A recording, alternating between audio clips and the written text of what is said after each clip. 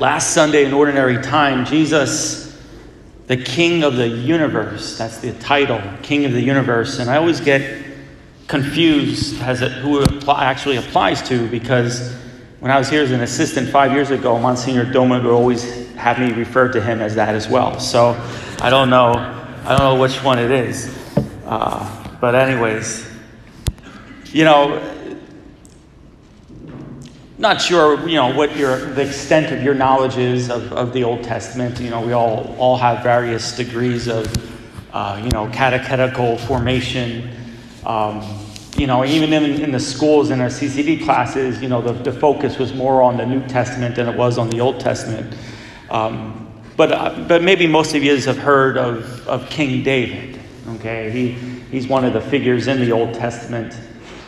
He would have been probably extolled as the greatest king that the nation has ever had. Okay, and in fact, when you read the prophecies, they always talk about this Messiah figure coming from the line of King David. That the Messiah would be part of the family of David, and he'd be a king like David. That type of mentality. King David, he most certainly had many great attributes to him. I'm sure most of you maybe have heard the story of David and Goliath, right? It's a story, even a person who doesn't know much of the Christian faith probably heard of that famous tale of David and the slingshot and defeating the mighty warrior giant Philistine Goliath. David, part of what made David so great was that he was a king that fought with his soldiers in battle. That's part of his greatness, so to speak. He led them in battle. He was with them. He was out in the fields, out in the battlegrounds with them. David first and foremost fought for his people. Until you get to a story later on in his life. A story that maybe is probably the lowest point in King David's career as king, so to speak. And the story begins with this little phrase, this little detail that tells us that King David one day was on the rooftop of his palace just lying around while his troops were out in battle. That's how the story begins. King David one day lounging around on his rooftop of his palace, and his men, his soldiers are fighting.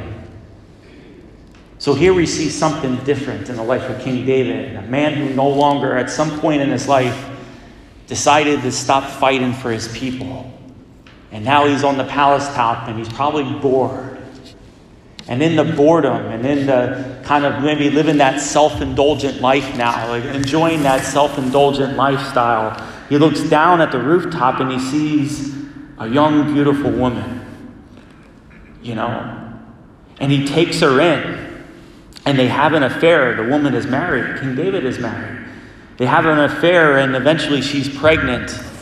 And David, trying to cover up his tracks, has this little elaborate plan where he calls in her husband, who was one of the soldiers, calls in her husband, and is trying to convince him to spend the night with her, and the husband's like, well, no, we're still fighting. I got to be with my men.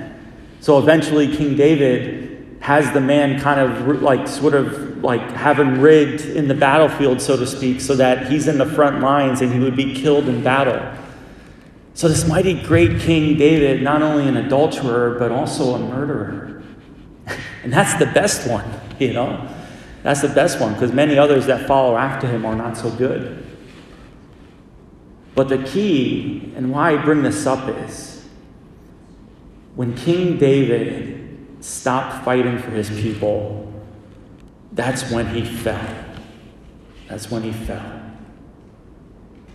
And so to compare and contrast to today's solemnity, that of Jesus Christ, King of the universe, a king not just like David, not just from the line of David, but much better than David. He's a king that fights for us.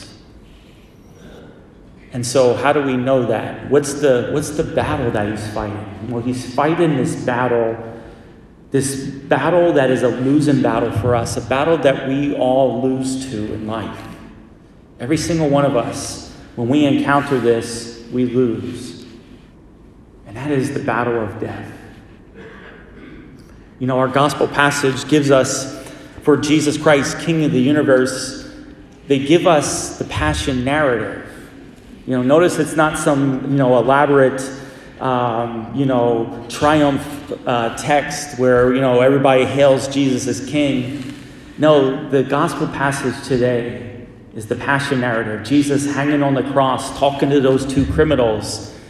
But if you read the whole Gospels in entirety, you see that the only time that Jesus accepts the title king is at his crucifixion.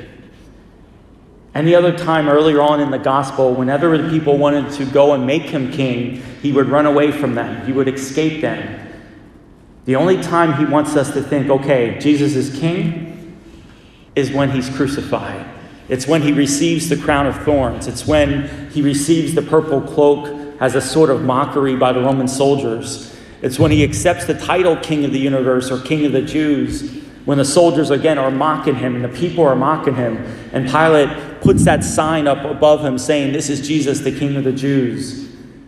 The only time where those titles of kingship are applied to him. And again, he's fighting the battle of death. He is entering into the battlefield. He's entering into the front lines.